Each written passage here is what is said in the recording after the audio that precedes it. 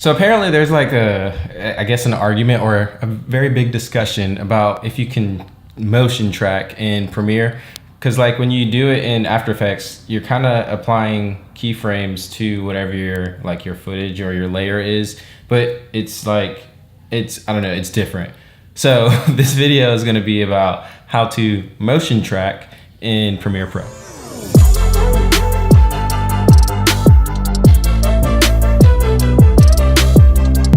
Hey, what's up everyone? My name is Relly and welcome back to another episode. I'm gonna call this an episode of how you do that. That's where I take a post that I did on Instagram or any other platform other than YouTube, and I just explain my process or how I did it or how I approach it.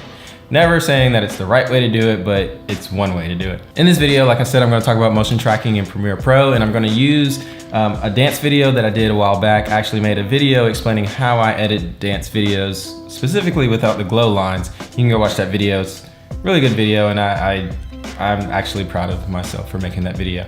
Anyway, I'm specifically gonna talk about this dance video where I tracked Tatiana's head. As you can see, when you watch the video, it's moving, the camera feels like it's moving with her head, kind of like it is right now with my head. But I'm just gonna explain a quick method of how to do it. So this video is supposed to be somewhat short, and I'm gonna get through it as quick as I can. So let's get right into it. Let it be known that like whatever you're gonna track, depending on where it is already in the footage, like if it's not in the center of your footage already, you might have to scale your clip up, because if you move the position keyframe, then you'll see the black borders come around, and you definitely don't want that. So what I do is I make a reference point or a reference area or whatever. I personally use a new title, and I'll make a vertical line or horizontal line and make sure they're both aligned to the center. And that's what I personally use as my reference point. You don't have to do that. You can type a letter X and that could be your reference point. And you just wanna make sure your crosshairs, in my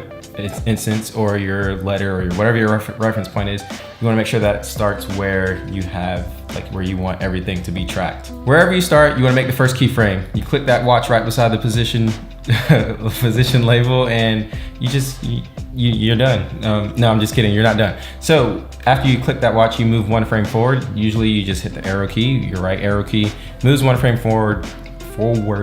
And what that might do is that your object might be not lined up with your reference point anymore. So what you gotta do, you gotta adjust the position, and you move it on the X-axis, the Y-axis. You do that, moving one frame at a time until you get to a point where you don't need to track your object anymore. Now, some people might say that's the boring or tedious way to do it. It might be the longest way to do it, but that's honestly the way that I do it. It's not a bother to me. I personally just pop some headphones in and I just listen to music that has nothing to do with the video that I'm editing, and I just sit there and just go to town and I don't know, adjust my keyframes. That's all I got to do. I mean, you just get in this zone, you know what I'm saying? You're just focused. That's one way to do it. The other way to do it is you set your first keyframe like before, and you skip ahead about 5 or 10 keyframes. So if I remember correctly, it's shift and then the arrow, and then I'll skip 5 keyframes each time.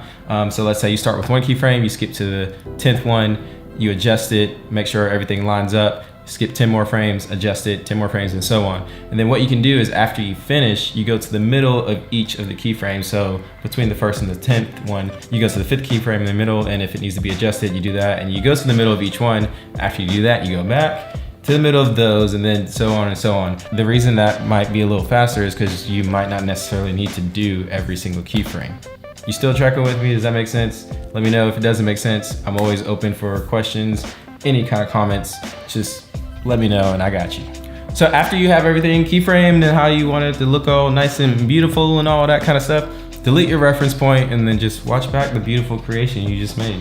And you're just gonna love it, and you might cry because how beautiful it is. I totally understand if you would rather do it in After Effects. I typically do motion tracking more in After Effects since it literally is pretty much for After Effects. But if you are like in the position where you either A, don't have access to After Effects, or B, you think After Effects is like this big monster that you're kind of scared to just approach, not just yet anyway, let me just encourage those people and say you can do it. You just gotta go for it.